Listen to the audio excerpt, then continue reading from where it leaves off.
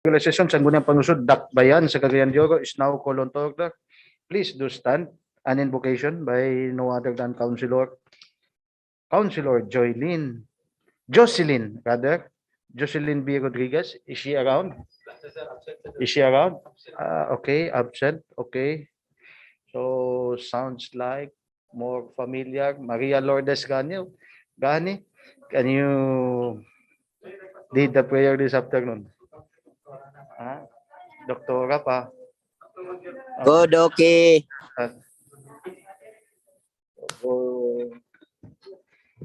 May ngapon ka natin tanan, please put yourselves in the presence of God.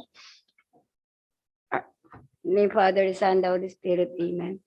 Our Father in heaven, holy be your name. Your kingdom come, your will be done on earth as it is in heaven. Give us this day our deliberate sins and forgive us sins. We forgive those who against us. Do not bring us Against us. from evil. Salvation will deliver us from evil. Amen. Hail Mary, full of grace, the Lord is with you. Blessed are you among women, and blessed is the fruit of your womb, Jesus.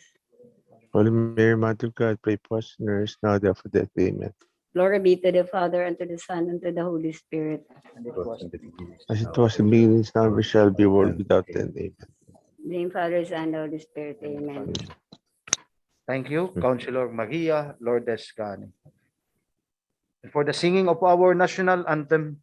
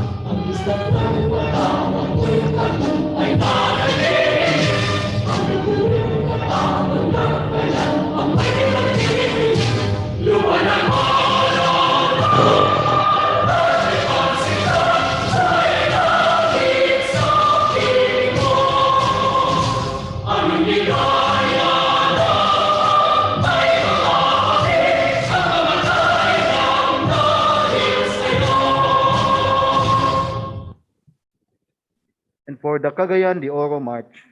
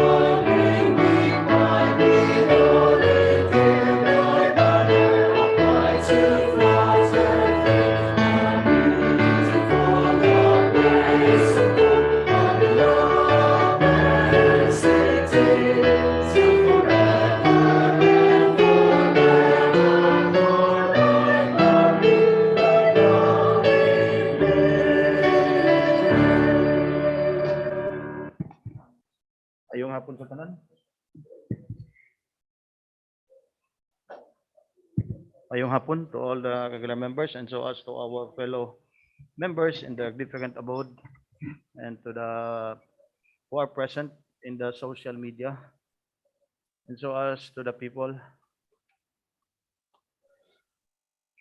to all the to our constituent in the first district and the second district of Cagayan de Oro, mayong hapon. And so as our media friends and to those who are present this afternoon's regular session, mayong hapon kanatong tanan.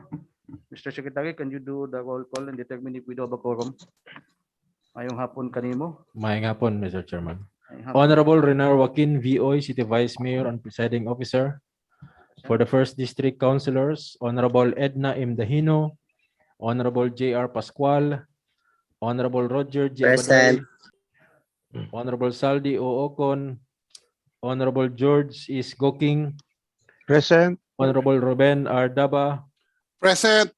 Honorable Lordan G. Swan, Honorable Romeo V. Calizo. For the Second District Councilors, Honorable Joylene Mercedes El Balaba, Honorable Maria Lourdes Esgaani, Honorable Ian Mark Yunakaya, Honorable Josette G. Magtahas Daba, Present. Honorable Chodolfo E. Lau Jr., Honorable Enrico D. Salcedo, Honorable Jocelyn B. Rodriguez, Honorable Edgar S. Cabanlas. For the ex-officio members, Honorable Yan Lam Islim, Liga ng mga Barangay President, and Honorable John Michael Alceno, City SK Federation President. There is quorum, Mr. Presiding Officer. Thank you, Mr. Secretary. So we do have a quorum. So at this moment, Majority Floor Leader, Ayan Mark Kiblat na kaya. Mayong hapon kanimo Majority Floor. Mayong hapon po, Mr. Presiding Officer, Vice Mayor Renier Joaquin Velez Kikang Uy, and to our colleagues in the council and fellow Cagayanons, friends from the media, mayong hapon. I move, Mr. Chairman, to dispense with the reading of the minutes of meeting on November 29, 2021, and to consider the furnishing of its copy to every member as the reading itself. Properly moved by the Majority Floor Leader. Is there any second? Second. Second. Correction? Is there any? Is there any correction? Can you acknowledge? Is there any? There is none. Hearing none, it is hereby approved. I likewise move for the approval of the said minutes of meeting. For its finality. Second. Second. We have on special report, Mr. Chairman, two members of the council would like to render the respective special report. First is Councilor Edgar Cabanlas, who would like to report to the council as regards his observations and the blatant manifestation of killings in the city community. And Councilor Roger Abaday as regards the operation of a cockpit in Cagayan de Oro. So in that order, Mr. Chairman, Councilors Cabanlas and Abaday. Okay, Councilor Edgar Cabanlas, mayong hapon kanimo. You have the floor. May hapon, palangga nga Vice Mayor, ikang Mayong hapon. Presiding Officer, Majority Floor Leader, Ian Mark Nagayan, members of the City Council, people who are present with us this afternoon, our staff. Good afternoon. Mayong hapon. I am here to deliver a special report, a very special report. And I would like on the onset state that this is not to accuse anybody. This special report is not made to finger point guilt on anybody, on any organization in the city of Cagayan de Oro. But this is part of our urgent duty as members of the City Council, as the highest legislative body of the city of Cagayan de Oro, as pater familia, the father of the family of this beloved city of ours. We are having this special report as an act of love and care. 3 days ago, Mr. Chairman, a well-known urologist, doctor, and head of the hospital of Maria Rina was shot dead at 12th Street Nazareth, Cagayan de Oro, by assailants riding in tandem. 2 weeks before that, the brother of our presiding officer was also a victim of shooting, fatal shooting in Pagatpat, Kagawad Tawi-Oy of Carmen. And then few months before that, a Chinese businessman was shot dead also in Ipunan, Cagayan de Oro City. Now, in my original post in IFB, hours after the shooting in Nazareth, I mentioned that all these 3 shootings, killings by people riding in tandem were all unsolved. Walay napaingnan ang tanan investigasyon. But it gladdens me later, after a few hours, that there was a report from our Cagayan de Oro Police Office that 3 of the main suspects of the killing of Dr. Andutan were apprehended in Balingwan. Thank you very much for that fast, speedy arrest of these suspects. But our satisfaction was not complete because of that report. Because until now, the link between the shooter and the mastermind was not arrested. That means there was no 100% solution to that assassination. In addition to these killings that I mentioned before. Now, my special report deals on 2 basic observations. I will tackle first this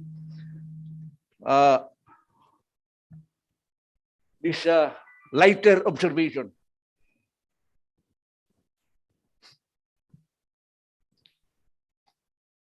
After the shooting occurred in Nazareth against Dr. Andutan, it took several hours before the body of Dr. Andutan was brought to the hospital.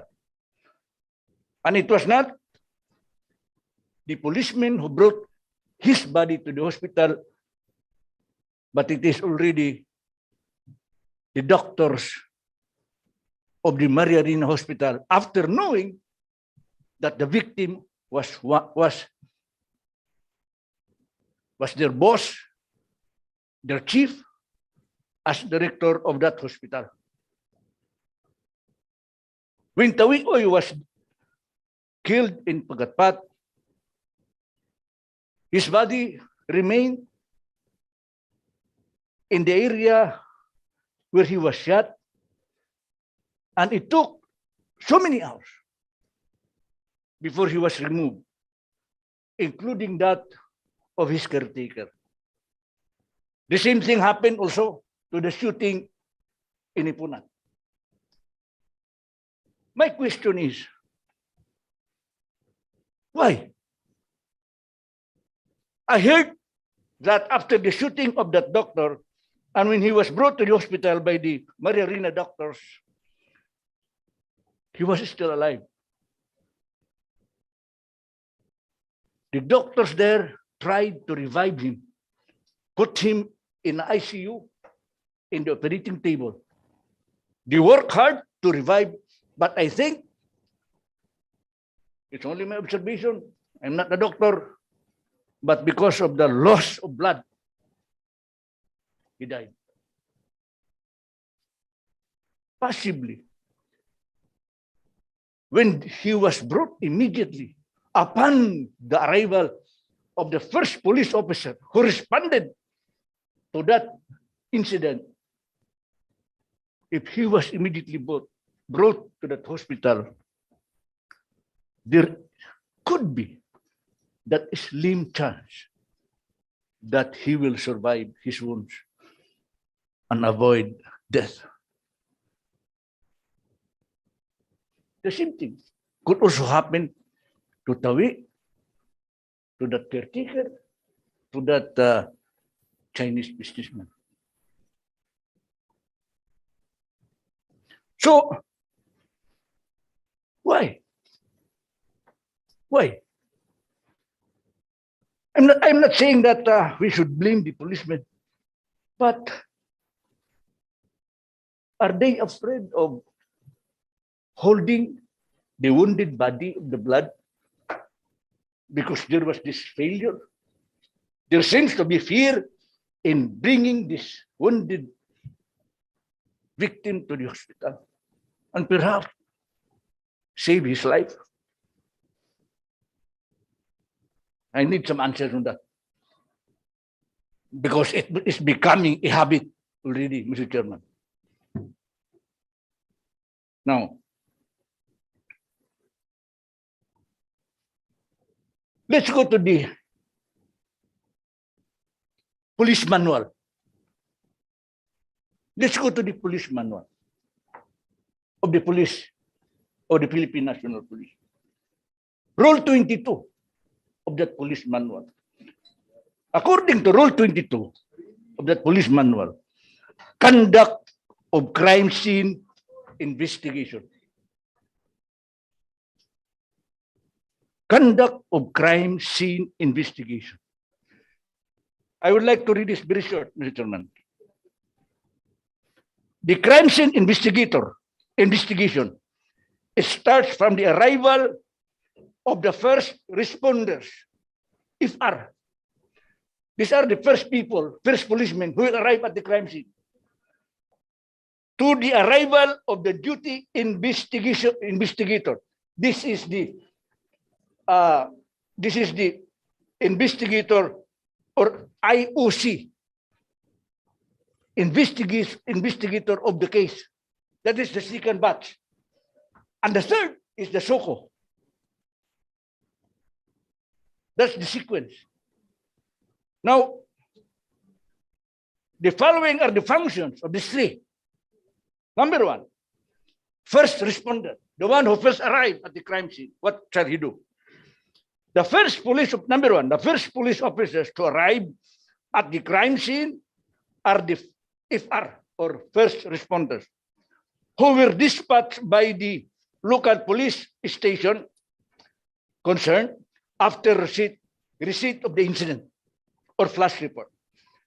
Immediately, number two, the first responder shall conduct a preliminary evaluation of the crime scene. This evaluation should require the scene, safety of the concerned, administration of life-saving measures, and establishment of security and control of the scene. Now, this is now number three, is very important.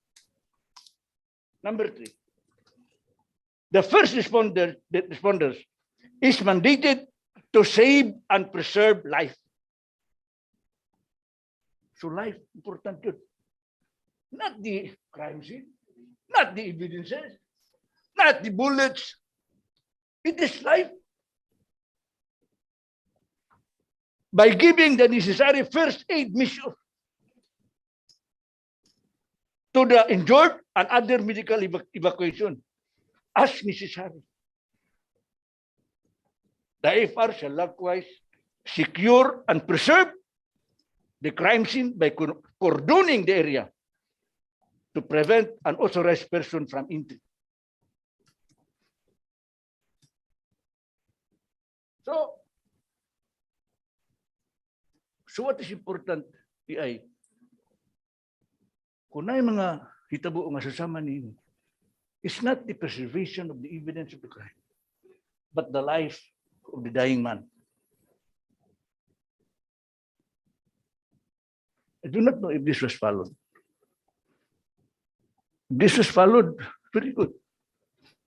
But it seems that evidences show, the facts show that this was not followed.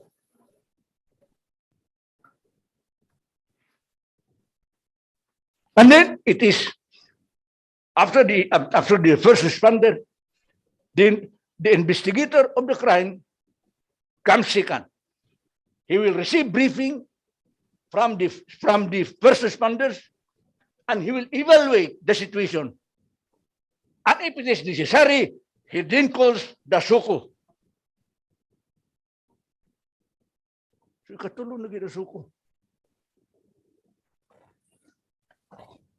Sumuko ni Mr. Chairman nga, there must be, if possible, kita lagi siya tunta dito sa hospital ang mga samdan para nga atiman. Okay lang kung kay kinsa mo determinar nga kana siya buhi o patay.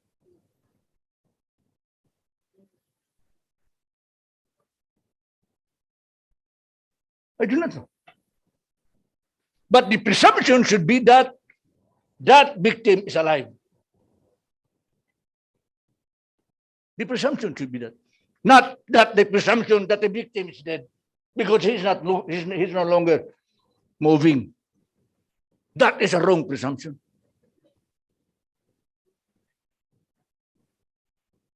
So,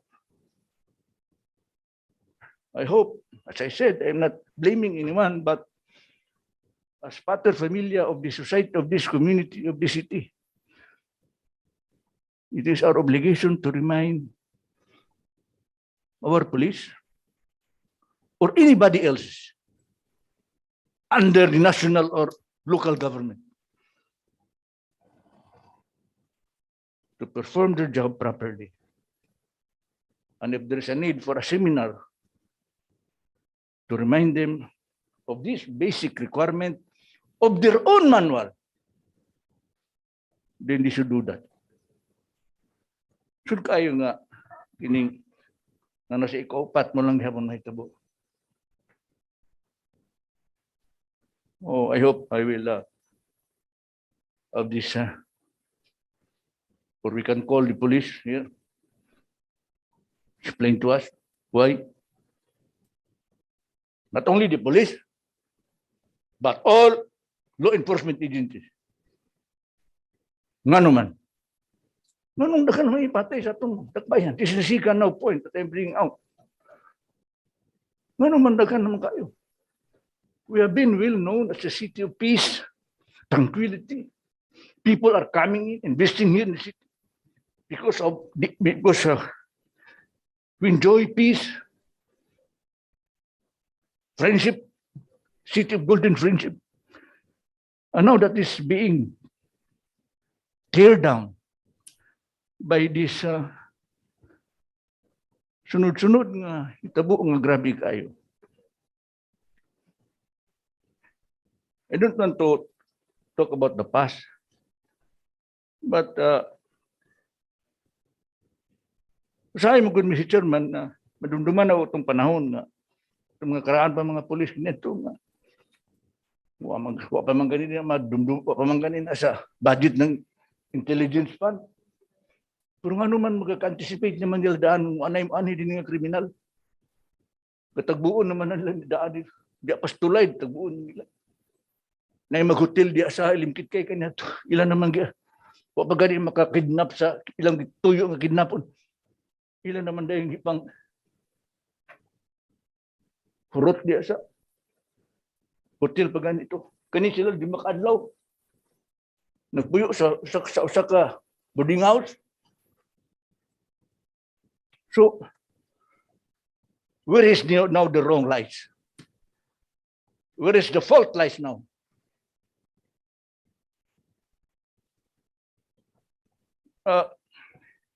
So, mo kini Mr. Chairman, ang duha ka punto nga gusto ko And I would like to ask the body later on, what shall we do?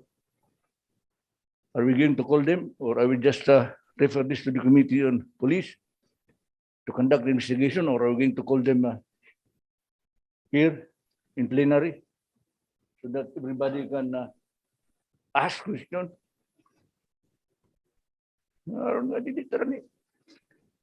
And then let us ask that question. Kadalihok, mingon na dayan nga, intelligence fund. When did it start? When did it start that our policemen are becoming bounty hunters? Anong silimit isgutan ng kwan? Ito sa gamay pa ko, ang among pulis sa among lugar, rural policeman rin yun. Batuta rin mas. Luwa pa sweldo. Pero nga nung namay kalinaw. So it is a matter of dedication. If you love your job, then love it. If you don't want to, if you don't like it because you're not properly compensated, then get out. That's the solution. Thank you very much, Mr. Chairman. Okay, thank you, Councilor Edgar Cabanlas. Okay, Councilor Roger Abaday.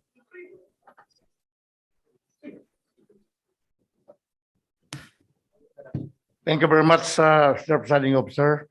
My colleagues in the 19th City Council, and for all those who are watching us online, virtual space, good afternoon.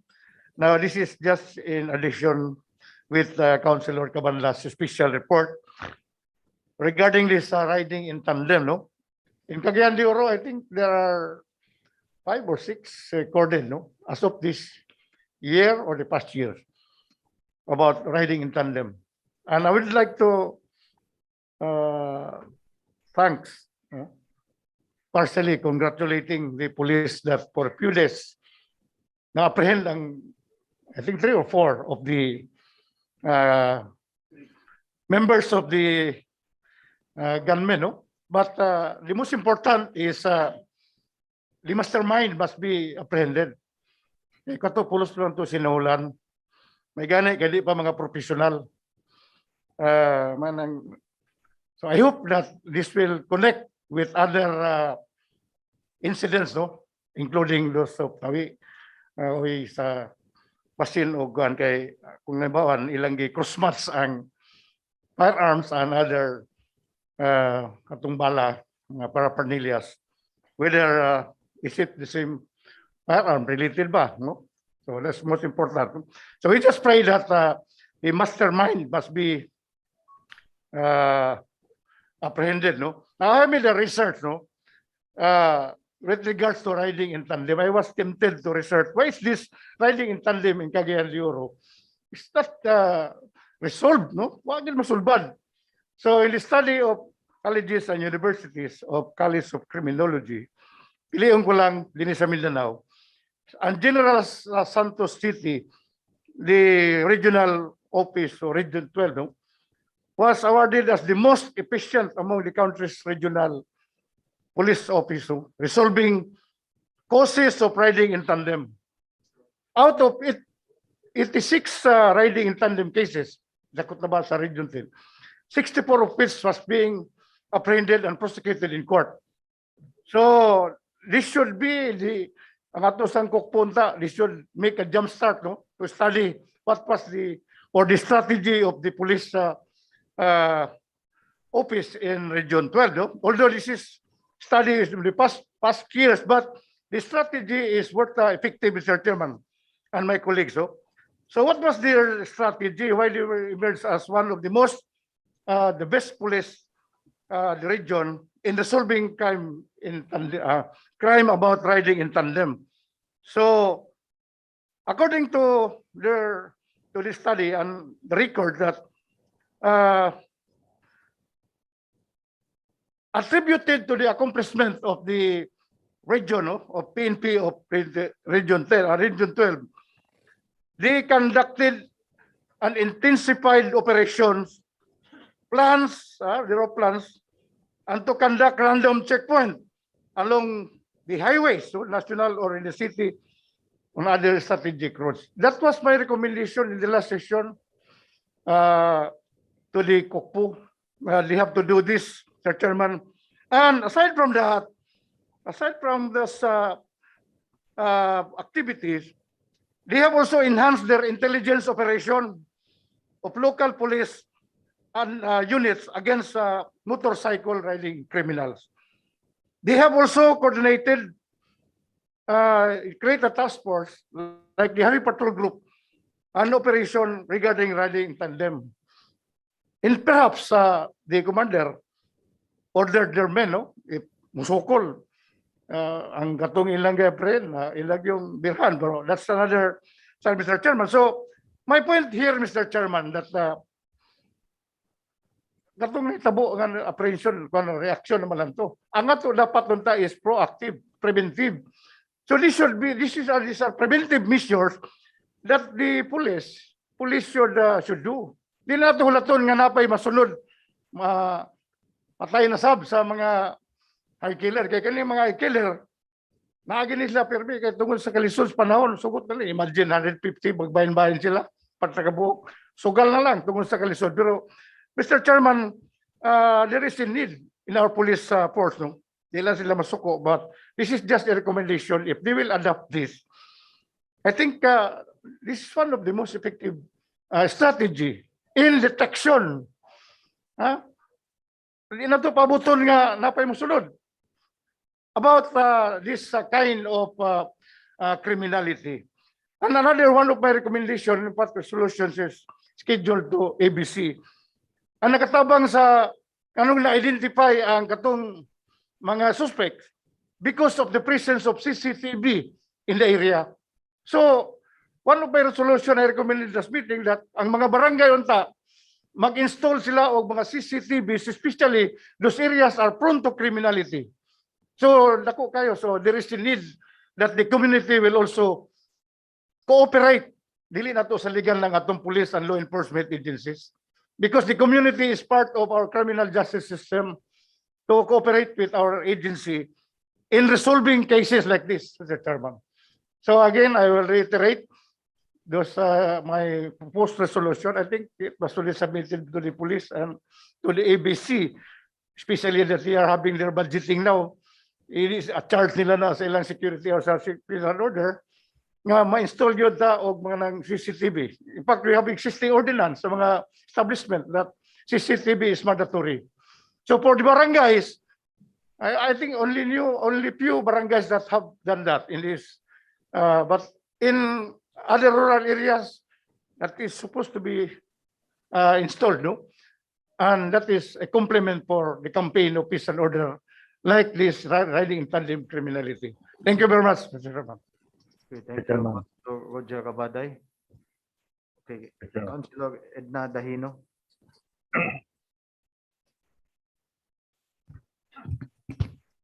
Thank you, Mr. Chairman. Good afternoon to you. Good afternoon to my Mayong fellow hapon. councilors and our visitors at the back.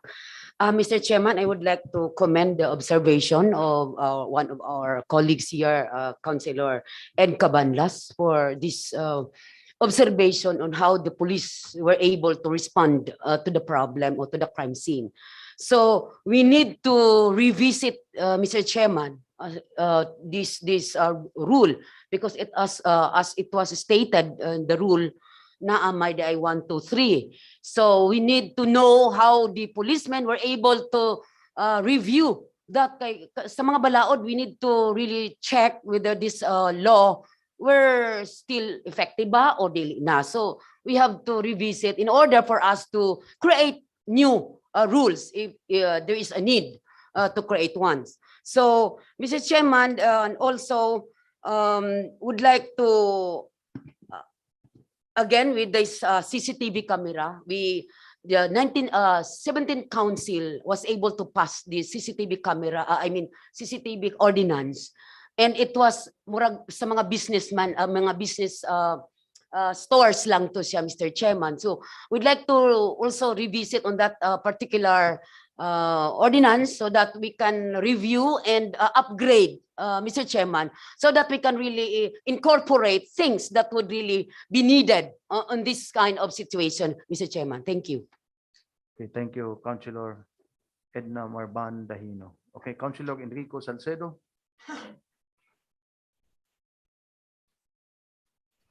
Daghang salamat, Mr. Chairman. Una, ito lang hangyo sa atong kapulisan.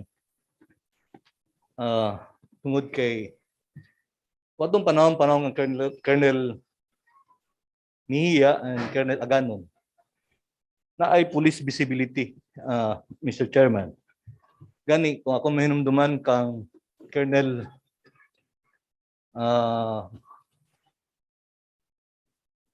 katong nasundan si isa tong i-mention karon si Colonel Mijares. Nagbutang siya og mga outpost ang mga labi na sa mga hilit, Mr. Chairman. Nagi mga outpost, at least kung makita nimo kung may outpost sa pulis, at least ma-prevent na nato ang crime kung na sila yung mga plano. Gwapo kitong plano ni Colonel Mijares o ni Colonel Aganon.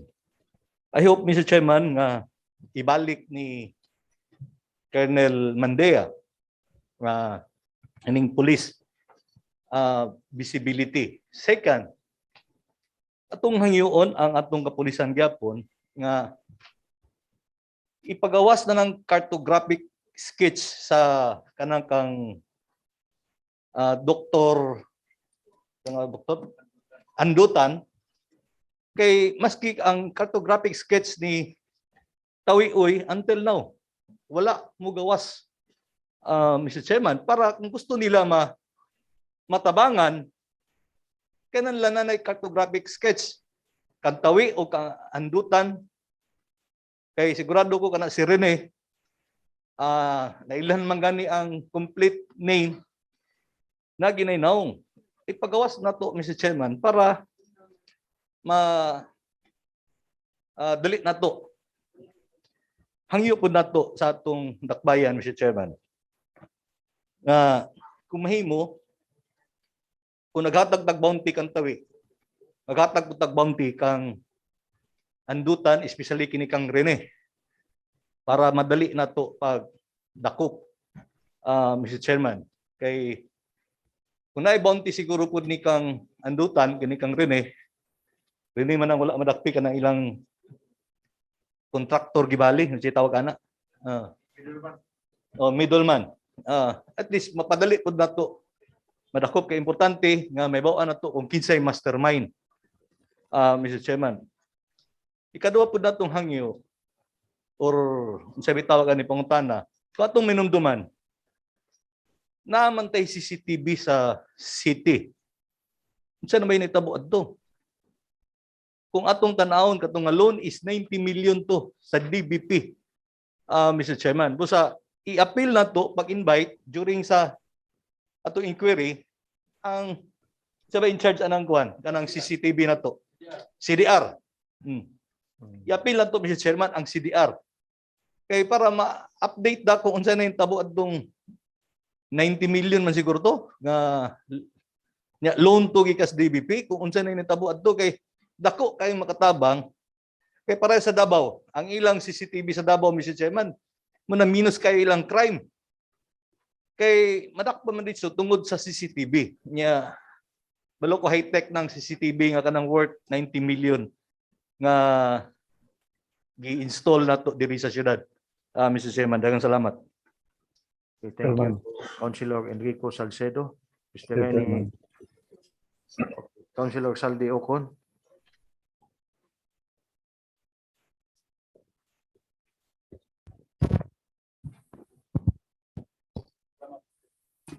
Thank you, Mr. Presiding Chair. My dear colleagues, people at the back, people of Cagayan de Oro, good afternoon. Thank you very much for bringing this matter as far as the police matter is concerned through the special report of my colleague, Attorney Edgar Cabanlas.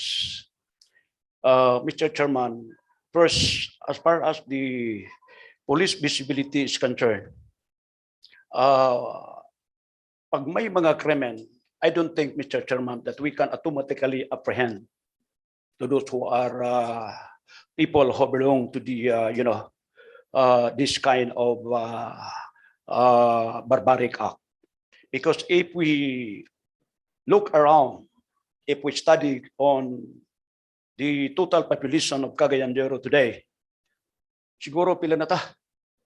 Nya pila lang ka pulis ang naa sa Cagayan de Oro. Ato pud na Mr. Chairman i-considerar kay ang ato pong bayang mga pulis dili pud baya mga superman. Gani ang uban diha gasobra na sa trabaho wa pagyapoy overtime tungod lamang kay they wanted to help the criminality to protect the people of the city of Cagayan de Oro. But what is important also, Mr. Chairman, ato pong pasalamatan ang atong mga kapulisan kay kung atong mga kapulisan as far as the Dr. Raul Andutan killing is concerned, wala na abtig 24 oras nasulbad yun, Mr. Presiding Officer. And in fact, I visited last Saturday personally there in Barangay Nazareth, ang police precinct number 9, gibalhin naman di ay, kay sa makasandig na sa una, na nasa Nazareth. Then, 3 suspects were apprehended.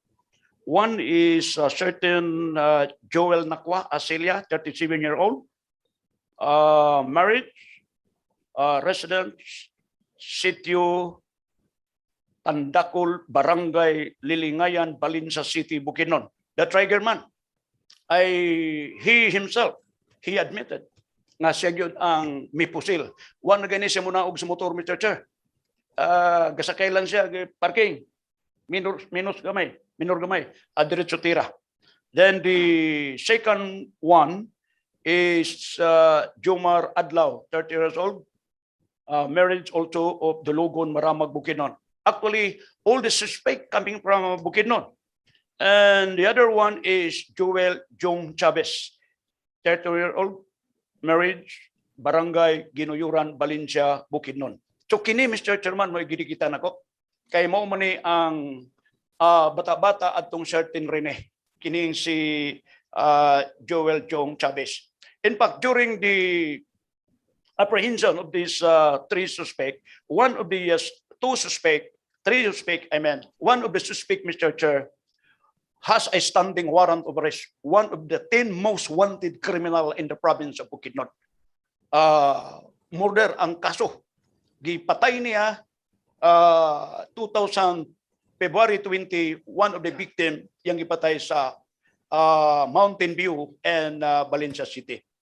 What is very interesting, Mr. Chairman, I asked him if he has any idea as far as the killing of my former colleagues, the late Joas Dignos, Mr. Chairman, nga gigipusil po sa Bukidnon, ilan na katuig ang milabay.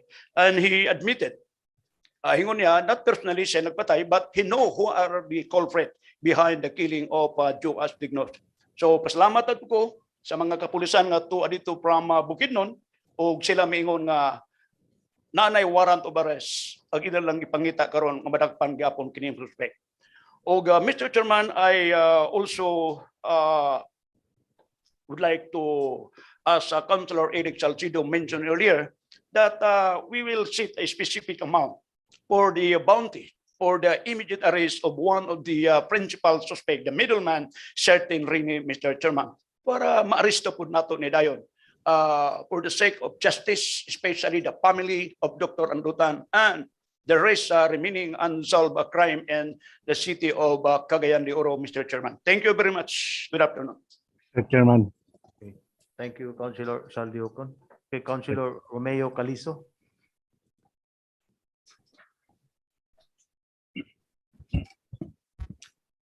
Thank you very much, Mr. Chairman, and good afternoon to all. Really, I commend the observations of Councilor Ed Cabanlas contained in his special report. Really, situation changes. I agree with Councilor Cabanlas kanang among pagkabata pa namo. My uncle is one of the policemen in Malate, Manila before, and he alone can serve warrant. But sorry to note that you cannot do that now because situation changed and it has changed a lot. Karon pataka ra kag dala sa kanang kanang arrest warrant, di na gid na mahimo. Kay basig iho pay madisgrasya. So in the first suggestion of or recommendation of Councilor Cabanlas, how come that was the manner the police has enforced Rule 22? I think it's best for them to explain before the plenary, not before my committee alone, because of course they will just do justifications. It's better if they will explain before the plenary, Mr. Chairman. That's first. Second, indeed, our last meeting of the City Advisory Committee to this COCPO was during the early stages of COVID-19. And then on, we did not have any meeting anymore. And during that last meeting, it has been reported that in Cagayan de Oro, it appears that there are no more the big criminal syndicates before have already been neutralized. So maybe during this pandemic, in fact, these men involved in the killing of Dr. Andutan are not from Cagayan de Oro City. They're hard killers from Bukidnon. I know Lilingayon in Valencia because I myself has performed a mission looking for killers when I was still assigned in Bukidnon as part of our AOR, being deputized by the police because the crime then was a high-profile crime, and we get involved, and 3 of the suspected criminals are from that area. So it appears that Cagayan de Oro now, marabag imbuduhan naman ni sa mga kriminal, hard criminals, no? This only indicates that we have a weak intelligence. And if we talk about intelligence, I remember Davao during the height of terrorism. The police is helpless in solving in identifying the terrorists then in Davao City. That's why they instead involved the military intelligence and organized later to take the immediate actions, the hard actions, the task force Davao. I do not intend to do that here in Cagayan de Oro. It's not yet ripe for organizing another task force, because I'm sure with anyway, I've already coordinated with Colonel Mandia so that we will initiate some harder intelligence moves in the city, just so to identify who are the criminals, where are they, and what are the possible targets next. Di man kita, we cannot afford to incur more victims of killings, Mr. Chairman. So with this, may problema siguro o makasampit usahay atong taga-intelligence family o intelligence fund. Kikinahanglan man gyud. Anyway, even in the military now, intelligence fund is no longer discretionary. It is subject to audit already. So there's no fear. There's no we don't feel what do you call this? We don't worry about having this money subject to corrupt practice. It is really needed now because our city is now becoming a hub of criminals, indicated by what has happened during the past period. Now, riding in tandem, these are just tactical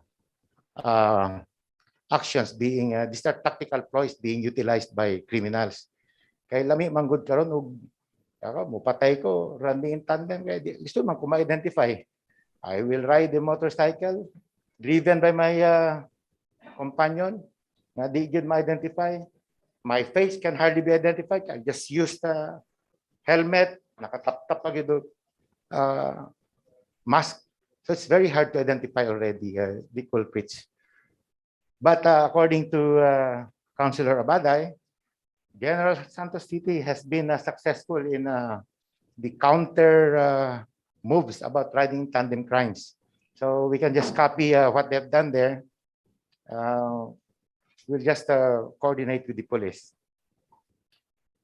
And now on swift actions and complying to the desire of our populace for police visibility, siguro atong i-review ang ilahang mobility.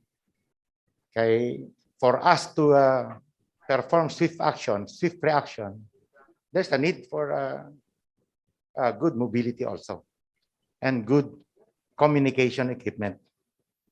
CCTV, the OBO has already been doing some adjustments in the required CCTV installations. Para lang maayo gyud kay sa pagkakaroon na tan-aw nato tong mga gipang install, there's really a need to improve. So these are my simple suggestions, Mr. Chairman.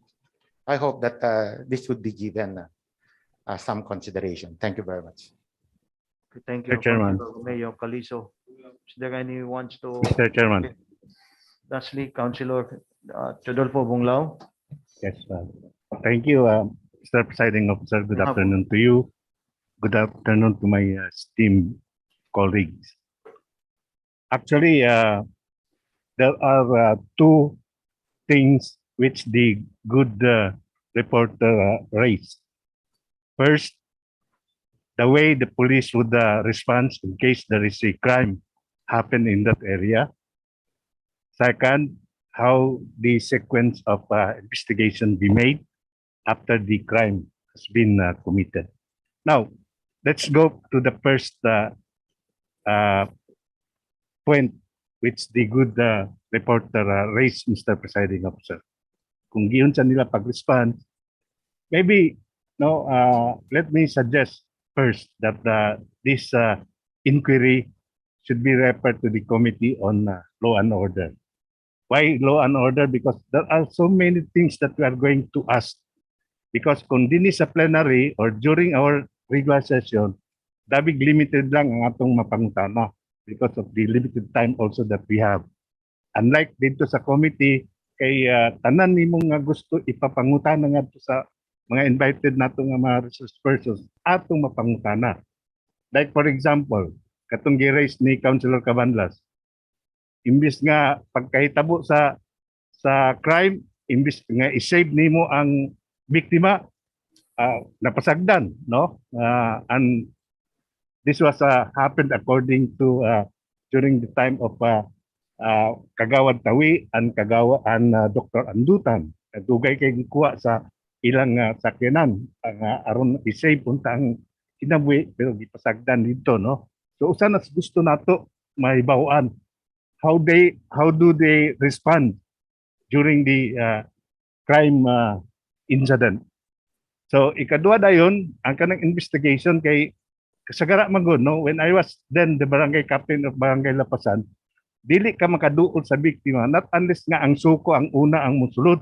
That's why we wanted to know unsa nga pamaagi, what are the procedures that they are applying for before nga mosulod kay butangan man nila yellow line, Mr. Presiding Officer.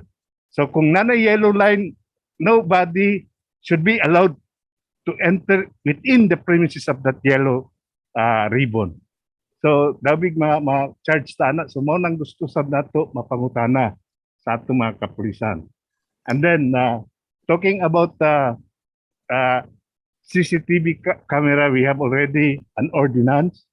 And then the COCPO is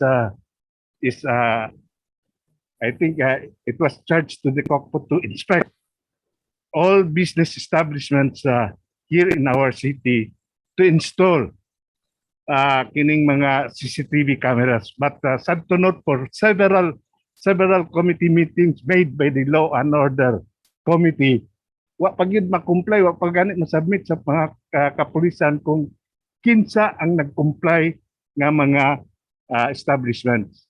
Nasa uban nga nanatoy mga CCTV based on the report received or from the previous city police director nga daot na ang mga CCTV. So in other words, gusto nato na during sa committee meeting, gusto na nato mapangutana nga mga issue aron nga sa makatabang po na pagsulbad sa crime. Then kung pwede nato ma-invite ang atong regional director sa police food during sa committee meeting, kay ang regional police director doon naman gud siya command over CIDG. Unlike sa COCPO, sa atong city police director, wala may CIDG because the CIDG could help solve also the crime because that is their forte. No? Mao na ilang expertise ang pagsolbad sa kriminalidad. So gusto sa may bawaan kung unsay function ani nila. Are they helping the COCPO to solve the criminality that happened in our city? Gusto tanda na ito may bawaan. So that's my suggestion, Mr. Presiding Officer. Let us refer this to the Committee on Law and Order so that we can have a comprehensive inquiry regarding this matter. Thank you. Okay, thank you, Councilor Chodolfo Bunglao. Any other, okay, Majority Floor Leader. Ayan, Mark Kiblat na kaya. Thank you. Thank you, Mr. Chairman. And thank you also to the good reporter, Councilor Ed Cabanlas. Paribong, Councilor Romeo Calizo, the chair of the Committee on the Police, Fire and Public Safety, has already considered that considering the weight of the issue being raised by Councilor Cabanlas, this has to be taken cognizance by the City Council during the plenary. And we also submit to the idea that we invite even the regional director of PNP as suggested by Councilor Bunglao, the CIDG, the CDRMDO, I mean the CDRRMD, of course our local police, Mr. Chairman, and all the other, the SOCO also, SOCO. We'll invite them in the next session, appear before the plenary, and answer the questions of the members of the council, Mr. Chairman. So I join all the members in the thrust that we should this time raise the issue beyond the discussion of many fora in the community, Mr. Chairman. So we request that the city secretary to prepare all the necessary invitation. That's our proposal, Mr. Chairman. Okay, thank you, Majority Floor Leader. Ayan, Mark Kiblat na kaya. Okay, lastly, Councilor Edna Dahino.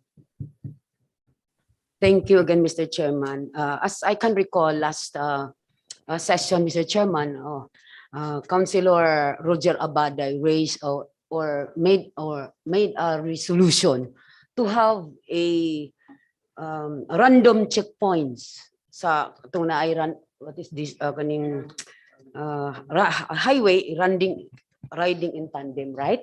So I think, Mr. Chairman, in addition to that, resolution is just a temporary in nature.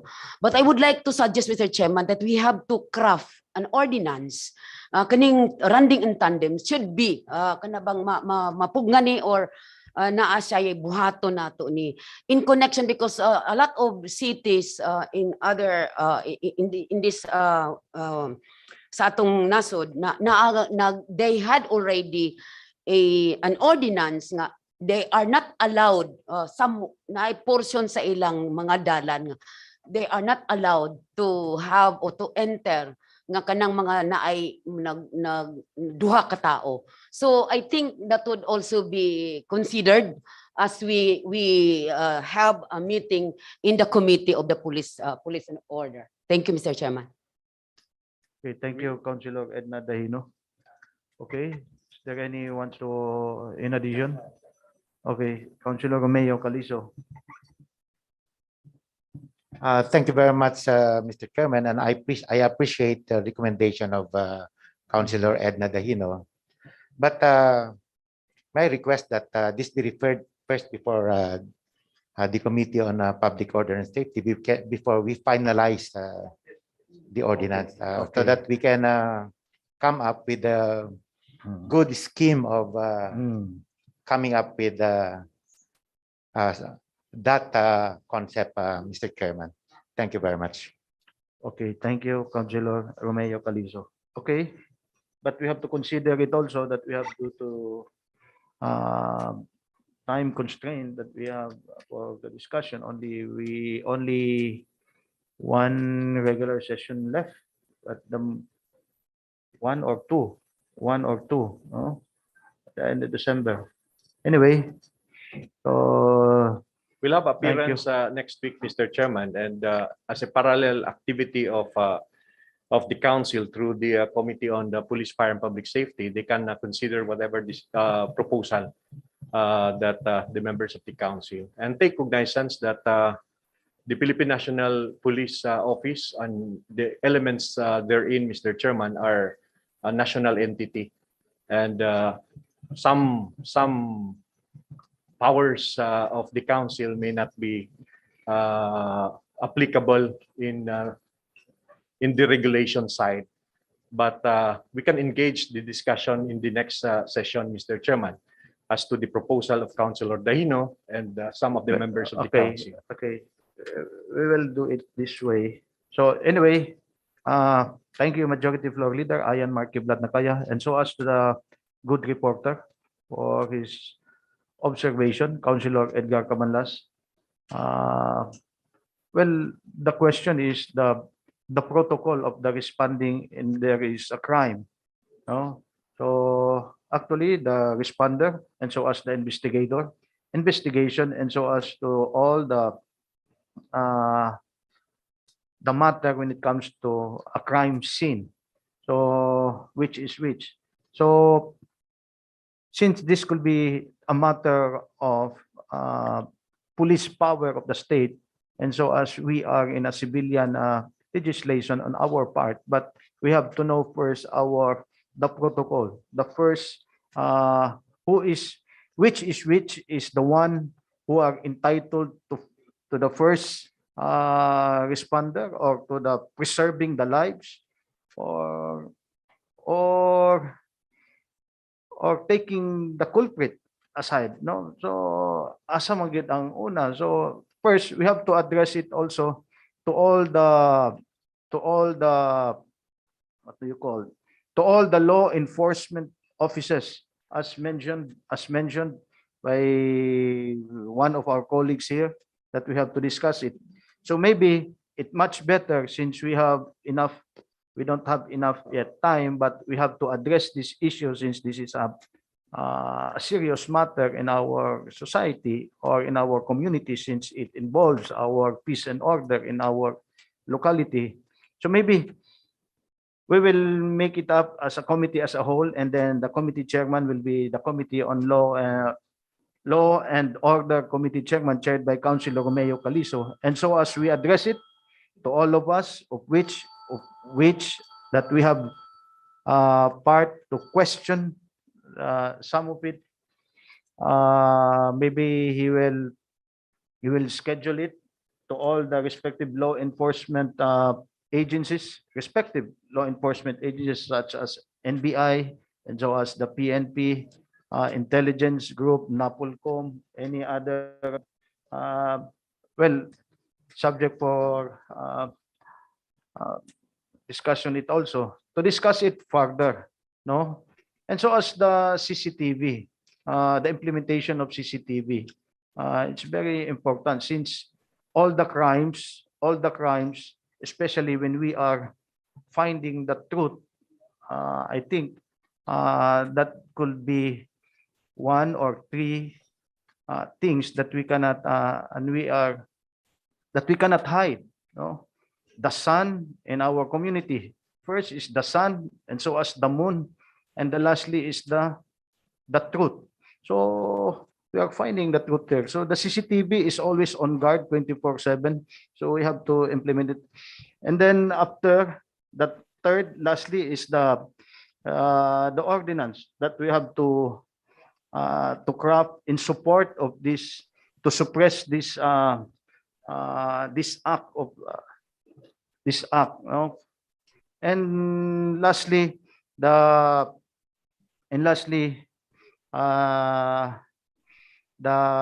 reward system. Well, the reward system is coming from the executive, and so as the other thing is coming from different individuals, and so as friends and businessmen, especially sa among pamilya, we are very thankful for that when it comes to reward. And so, as mentioned by Councilor Edgar Cabanlas, that our law enforcer is not the, we have to consider it is not a bounty hunter. No, but from that side, that is self given or in kind about the reward. So maybe we can address it as the committee as a whole, either this week or next week around, and then we come up with a ordinance or the conclusion of this matter in terms of okay, Councilor Saldi Ogon.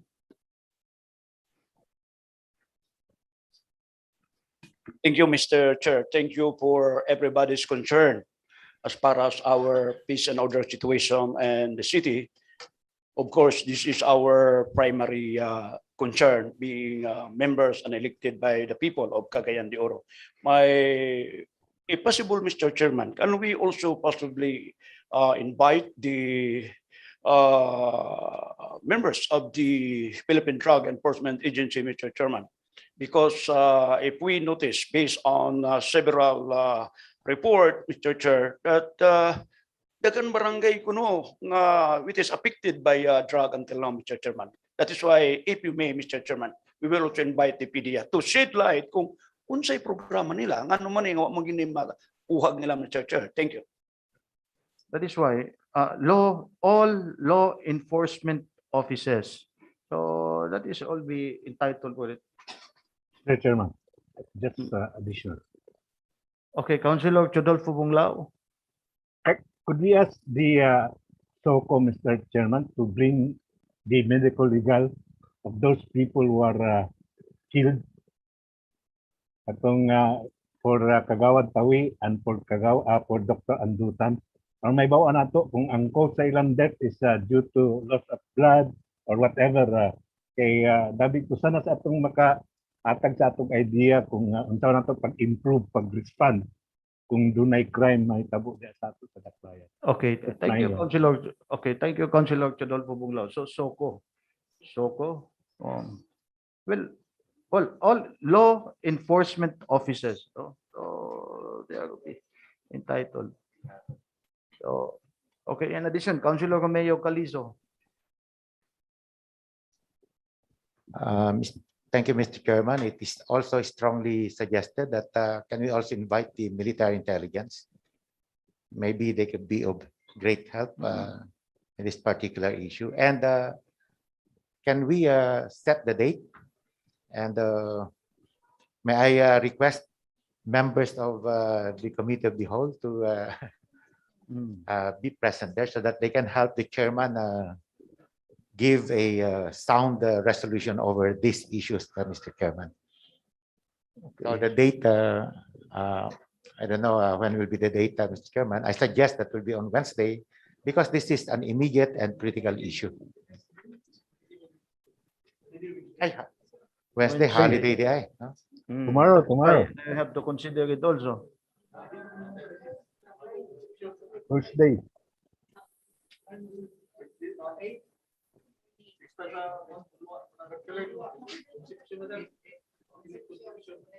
How about tomorrow, sir?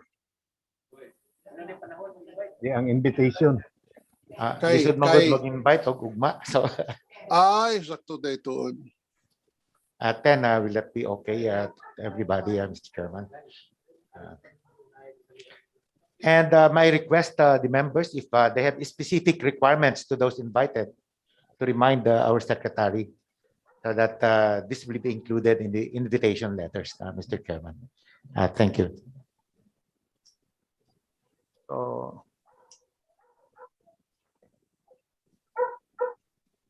So remember that we are addressing it all law enforcement officers. So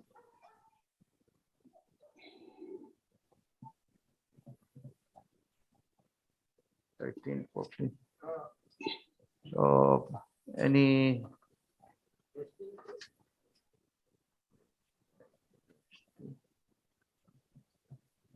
Mr. Chair, okay, Councilor Gobenda ba?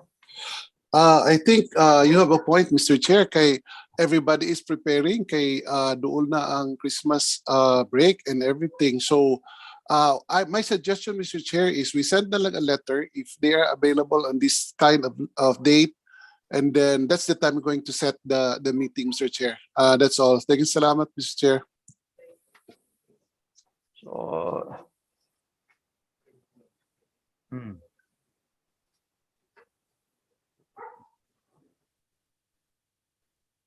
since 4 days implementation, is it okay when it comes to December 14?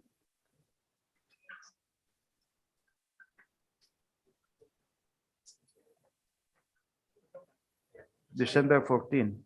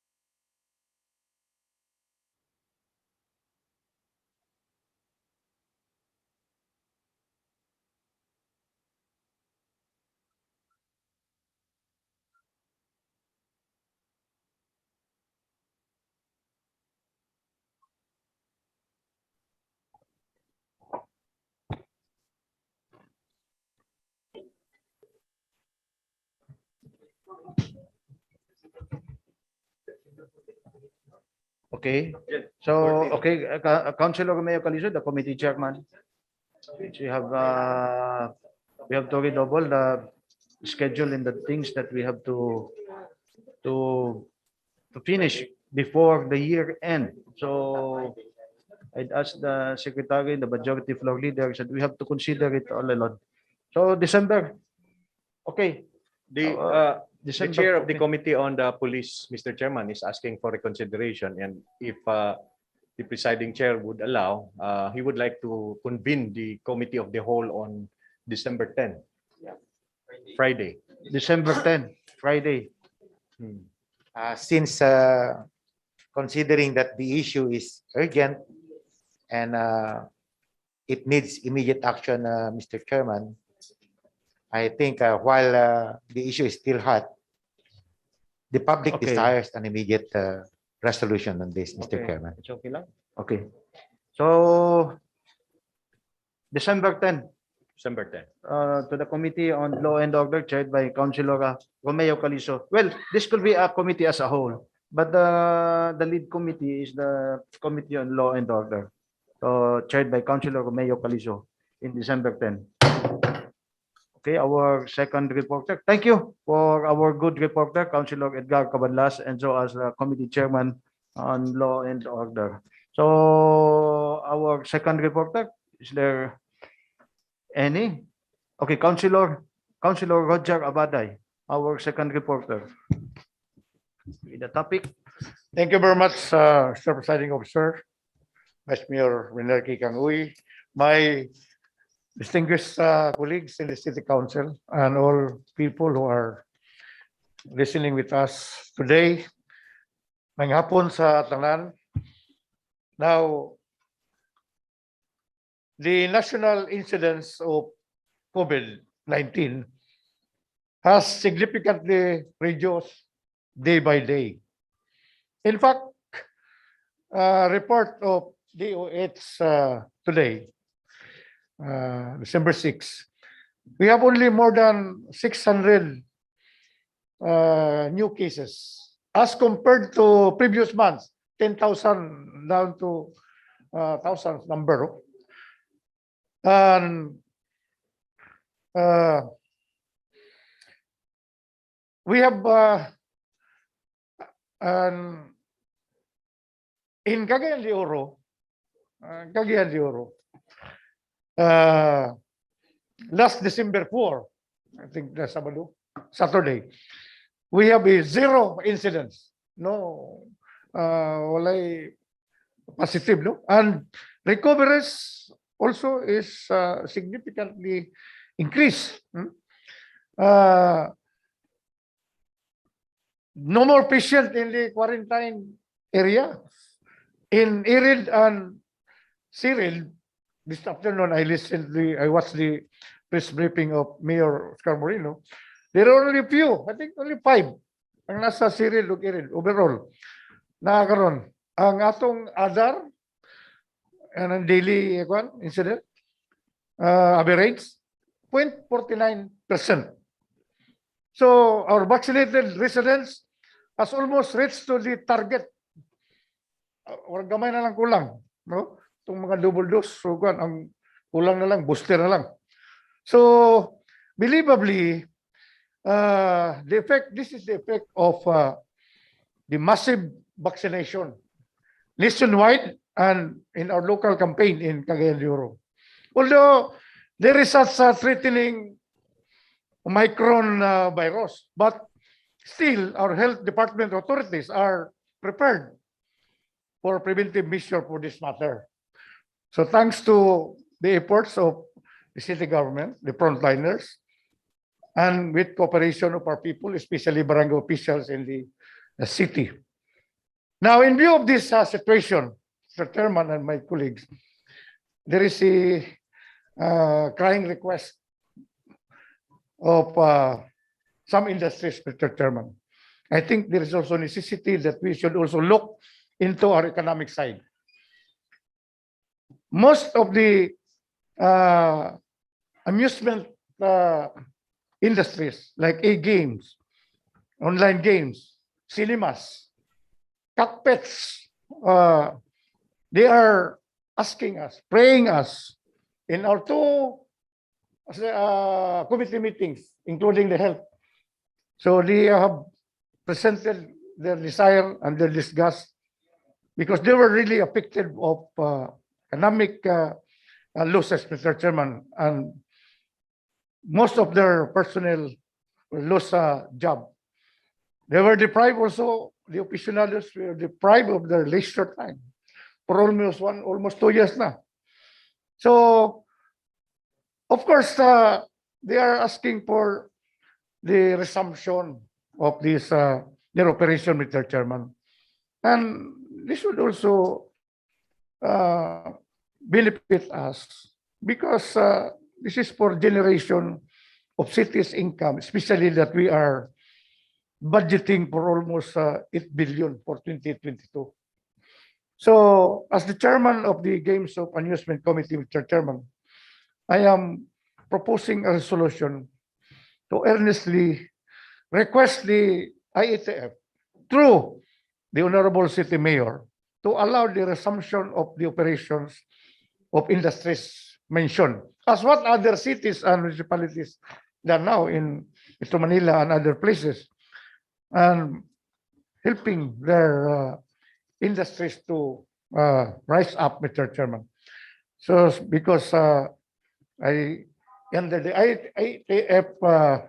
IATF guidelines, it's only the LGU executive who has the discretion to allow this industries mentioned to operate now. Citing the situation now of the city, I think there is a need, Mr. Chairman, to request our honorable city mayor, if possible, that to allow the operations of the above mentioned industries, of course, subject to the strict compliance of the IATF guideline, Mr. Chairman. So, in due time, Mr. Chairman, I am proposing a resolution requesting the honorable city, the IATF to the honorable city mayor of the resumption of the operation of these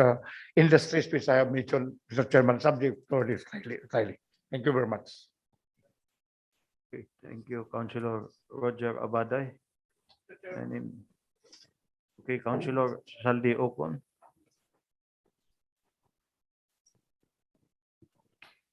Thank you, Mr. Chairman. I don't got the idea of Councilor Roger Abaday. What particular operation, Mr. Chair?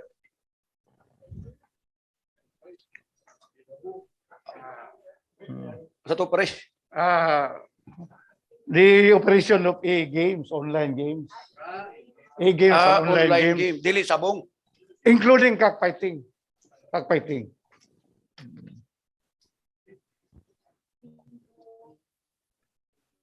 Okay. So,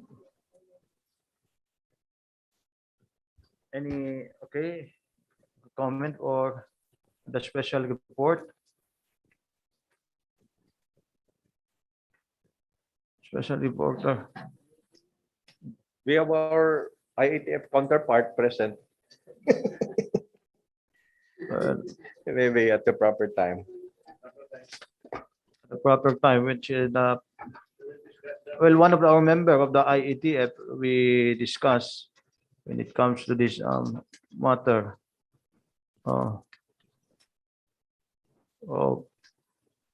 Any wants to, in addition?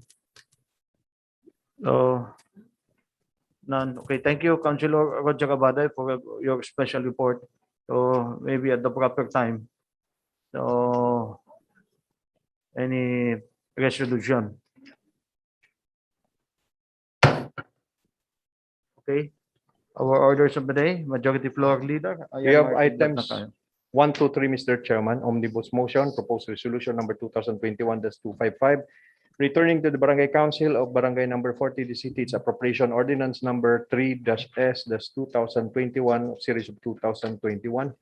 2, proposed resolution number 2021-256, returning to the Barangay Council of Barangay number 4, the city, its unnumbered appropriation number.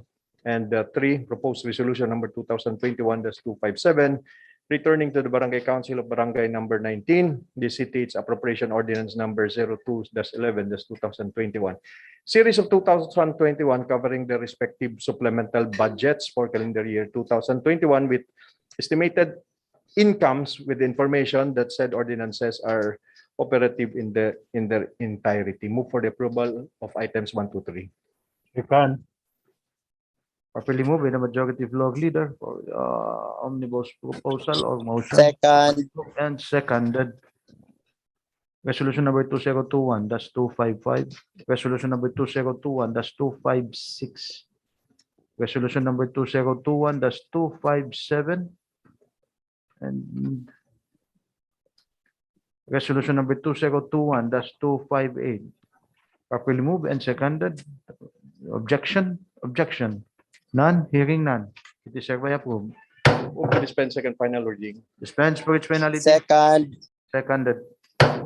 Number 4 is proposed resolution number 2021-258, returning to the Barangay Council of Barangay Baikingon, this city, its appropriation ordinance number 3-2020, series of 2021, covering its annual budget for calendar year 2021 with a total estimated income of 4,820,476 pesos, with the information that said ordinance is operative in its entirety. Move for its approval, Mr. Chairman.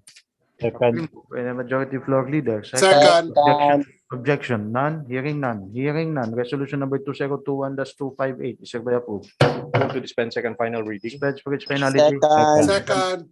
Number 5 is proposed resolution Resolution number 2021-259, accrediting the Duterte Atinto Incorporated for the purposes of its membership in the local special bodies pursuant to the ILG Memorandum Circular number 2019-72 and Article 64, Rule 13 of the Rules and Regulations implementing the 1991 Local Government Code for funding its project from the city or other sources as required under the COA circular pertinent thereto. Move for its approval, Mr. Chairman. Properly moved with a majority. Second. Seconded. Objection? Objection? None. Hearing none. Resolution number 2021-259 is hereby approved. Dispense second final reading. Dispense. Second. Second. Number 6 is proposed ordinance number 2021-200, authorizing the Honorable City Mayor Oscar S. Moreno to enter into and sign the memorandum of agreement MOA with the Department of Science and Technology Region 10, represented by its Regional Director Alfonso P. Alamban, covering the rollout of 1,000 RX box telehealth devices in selected healthcare facilities in the city under the terms and conditions stipulated in the MOA attached here to. Move for its approval, Mr. Chairman. Move. Second. Seconded. Objection?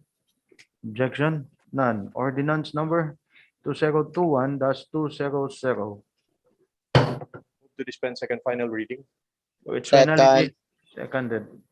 7 is proposed ordinance number 2021-201, authorizing the Honorable City Mayor Oscar S. Moreno, representing the city government of Cagayan de Oro as donee, to enter into and sign the deed of donation and acceptance with the Department of Environment and Natural Resources, Region 10 as donor, represented by Regional Executive Director Arley J. Adorables, SO3, covering the 2 motors vehicle and 1 computer desktop and printer which are being used in the implementation of the Integrated Natural Resources and Environment Management Project in the city under the terms and conditions stipulated therein. Move for its approval, Mr. Chairman. Properly moved. With a Second. majority. Seconded. Objection? Objection? None. Hearing none. Ordinance number 2021-201 is hereby approved. Move to dispense second final reading. Second. Seconded. Number 8 is proposed ordinance number 2021-202, authorizing the Honorable City Mayor Oscar S. Moreno, representing the city government of Cagayan de Oro, to enter into and sign the memorandum of agreement MOA with the A, Department of Agriculture Reform, Agrarian Reform, represented by Mabel T. Alcala, OIC, Pardo 2, B, Barangay Local Government Unit of Mambuaya, represented by Punong Barangay Josephine P. Bagungon, and C, Paradise Village Carp Beneficiaries Farmers and Irrigators Association, represented by its chairperson Cesar M. Daayata, covering the collaboration of the parties in the establishment of the Farm Business School with integration of Buhay sa Gulay approach in Barangay Mambuaya, the city, under the terms and conditions stipulated therein. Move for its approval, Mr. Chairman. Properly Second. moved. Floor leader. Any second? Seconded. Second. Objection? None. Hearing none. Ordinance number 2021-202 is hereby approved. Move to dispense second final reading. Dispense for its finality. Second.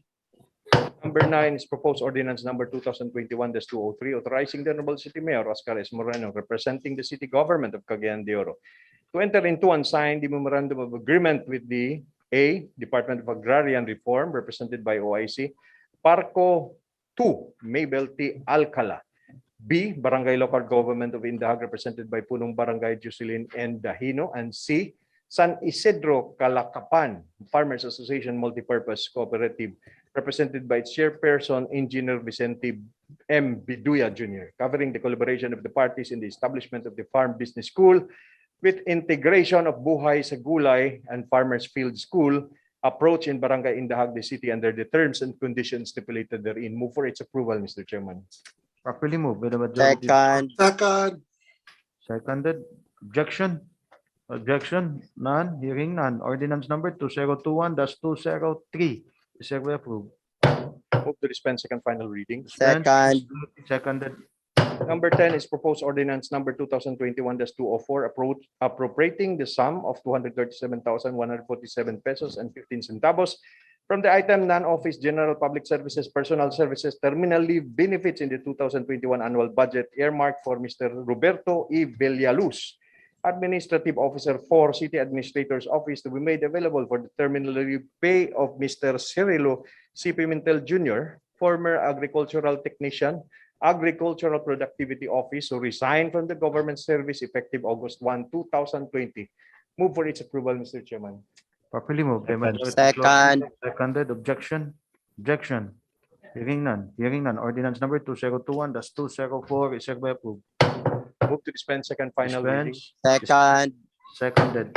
Number 11 is proposed ordinance number 2021-205, approving the alteration plan of Villa Flora subdivision phase 2 located in Barangay Cugmandi City, covering an area of 677 square meters under Lot 1 of Block 11 PSD 104-305-017447, covering an area of 677 square meters under Lot 1 of Block number 11 PSD 104-305-017447, designated as community facility covered by TCT number T-853359 as applied for by the Villa Flora Homeowners Association, represented by its homeowners president, Engineer Rexar B. Raniwa, subject to the conditions posed by the City Engineering Office, City Housing and Urban Development Department, and City Housing Board. Move for its approval, Mr. Chairman. Move. Seconded. Second. Councilor Edgar Cabanlas. Thank you very much, Mr. Chairman, majority floor. This is not accurate. The area covered by this ordinance is only 130 square meters. 130 square meters in 677. This 130 square meters is segregated from the 677, which is part of the community facility, because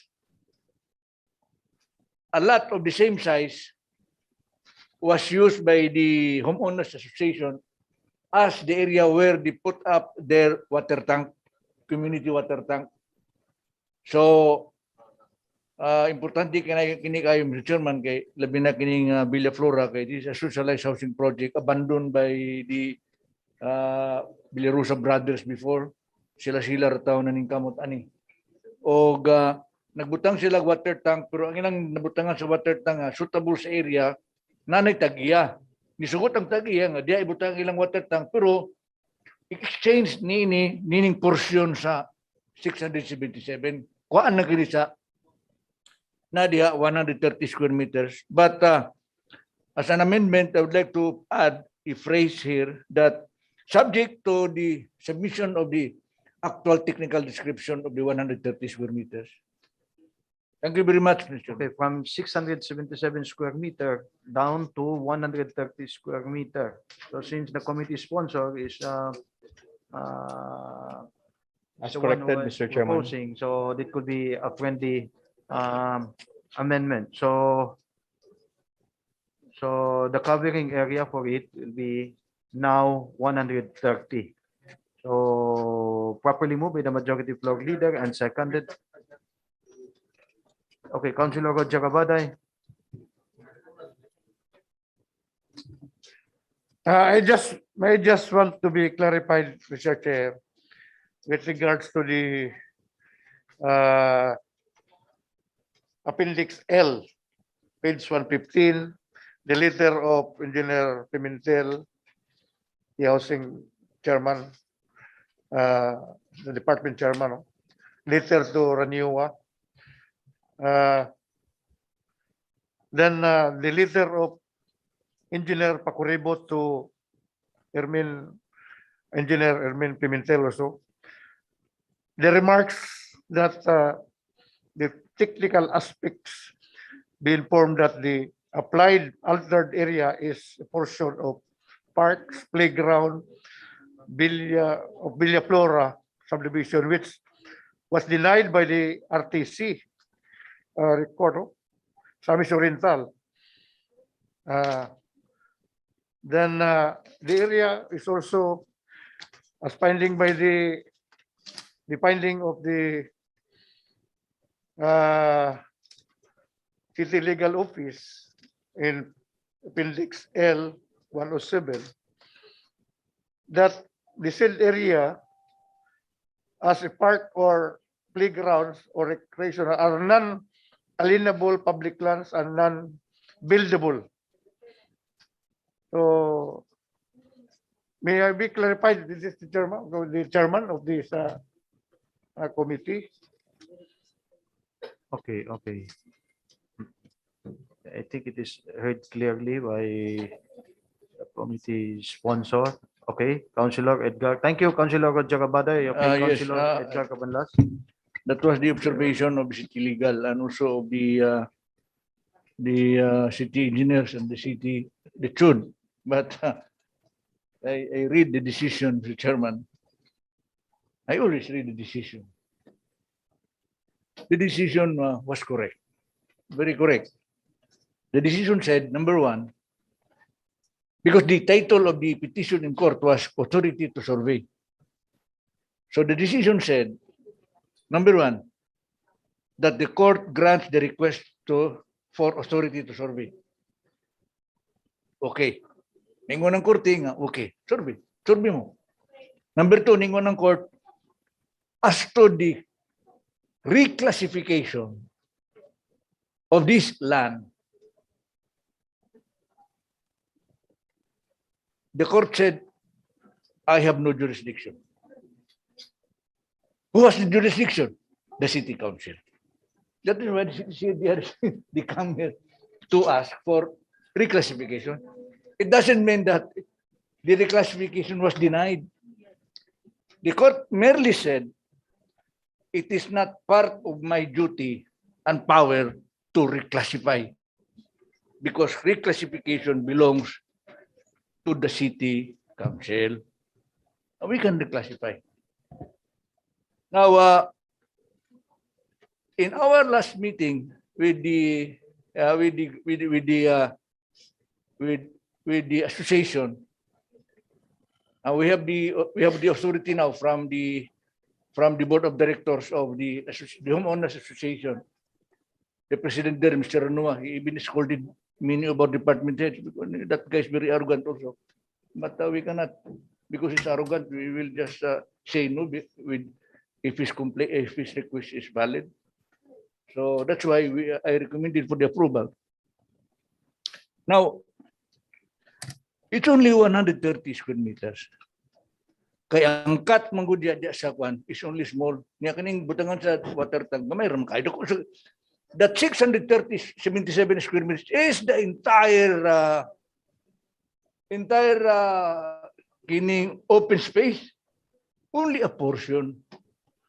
But actually wala madidakan, wala maminus ang open space or community facilities. Kay katong 130 square meters nga gibutangan sa water tank, part na masabkato siya sa gipuli man lang ito dito sa community facilities. So walay nakuha sa square meter. Kaya napulian man na misugot naman lang gani katong tagiya datong gibutangan sa tangke tubig kay lagi para mas kayuhan sa tanan. Sugot siya ang iyang yuta ibis malayan niya.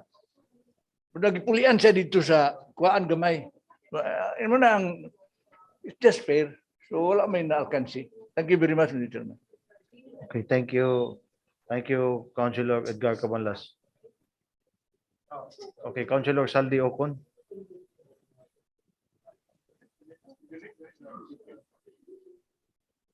Thank you, Mr. Chair. I am not against for the approval of this proposed ordinance number 2021-205. But I just want to ask Mr. Chair, I go over the papers being submitted here. No any legal opinion from the city legal office, sir. That's very important document because manang managang kadaanan. No script and any document submitted from or any legal comment from the city legal office. Okay, Councilor Edgar Cabanlas. There was a comment, but I don't. It was yes, it was attached there. There is according lagi sa city legal nga deny daw no basa ba kayo decision. But I move for the move for the deferment of the resolution or the ordinance, Mr. Chairman, because okay. Sa record wala man mabutang sa 130. Ba? Ba? Ano, we will not agree on that.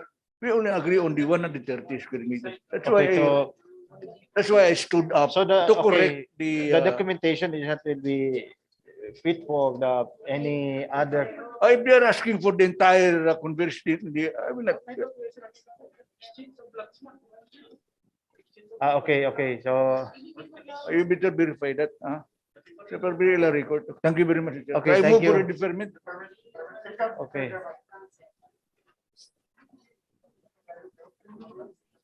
Okay, ordinance number 2021-205, since the committee sponsor is for the deferment, okay. Ordinance number 2021-205, deferred. Put it on the table, since the committee sponsor will be the one yielding its place, since the documentation of any, and so as our secretary is not amendable for the, since this is per square meter, and then afterwards the 677 square meter, and so as the question is for 100 down to 130, since the documentation is in not coincide by the proposal, and so as the submission of the documents. So as I ruled it out, so it is deferred. So carry on, Majority Floor Leader. For inclusion, Mr. Chairman. We have Okay, item number item 13. number Propose. 12.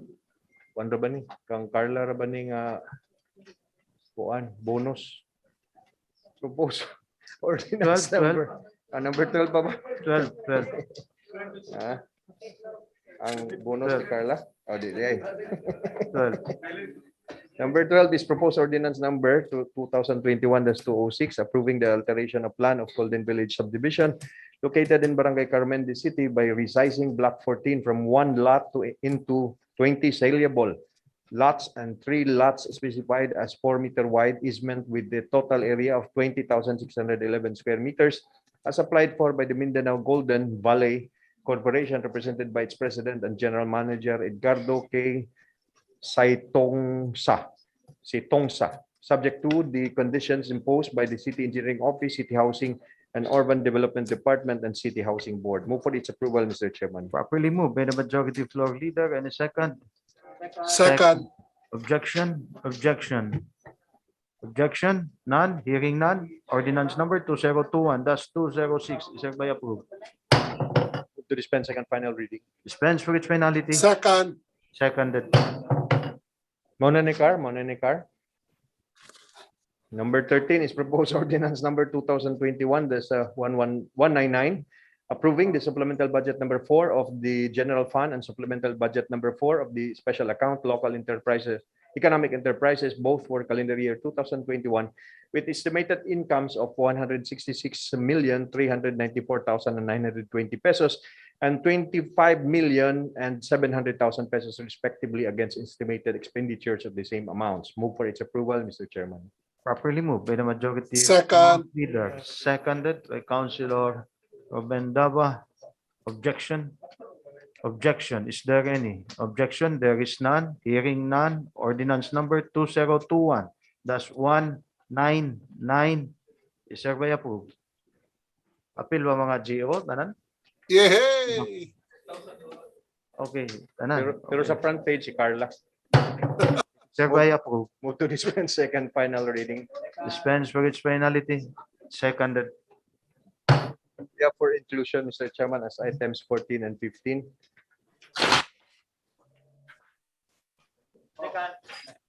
And 14, 16, 15, that of Councilor Roger Abaday. 14, 15, 16.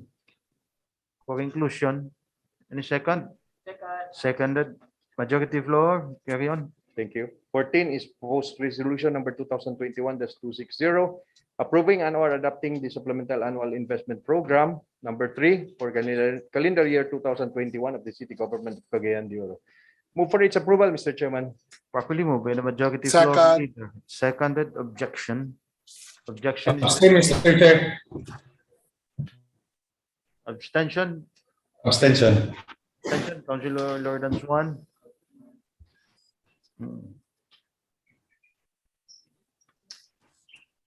Okay, resolution number 2021-260. Since there is no objection, it is hereby approved. It is hereby approved. Move to dispense second final reading. For its finality, Second, seconded. 15 is proposed resolution number 2021-261 approving and or adopting the Revolution Transition Plan 2022 to 2024 of the City Government of Cagayan de Oro. Move for its approval, Mr. Chairman. Properly moved by the majority floor leader. Any second? Seconded. Objection? Objection. None. Hearing none. Resolution number 2021-261 is hereby approved. Move to dispense second final reading. Dispense for its finality. Seconded. For item number 15, Mr. Chairman, I mean number 16, 16. we transcribe the report, special report of Councilor Roger Abaday verbatim and forward the same as a request to the local IATF to consider the Committee of Games and Amusement, Mr. Chairman. As regards e-games and no. Yeah, we have already submitted, but there are discussions made by Councilor Abaday, and to the mind of the majority leader, since we are divided on the matter, let's just transmit the entire special report of Councilor Abaday so that there would be unanimous agreement. So there is already an existing resolution. Yes, we will just So- transmit the special report of Councilor Abaday. Okay.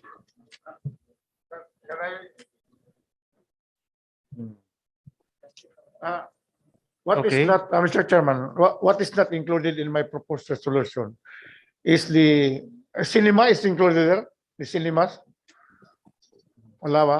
Cinema and cockpits. Cinema and cockpits. That would be included in the transcript, Mr. Chairman. Okay.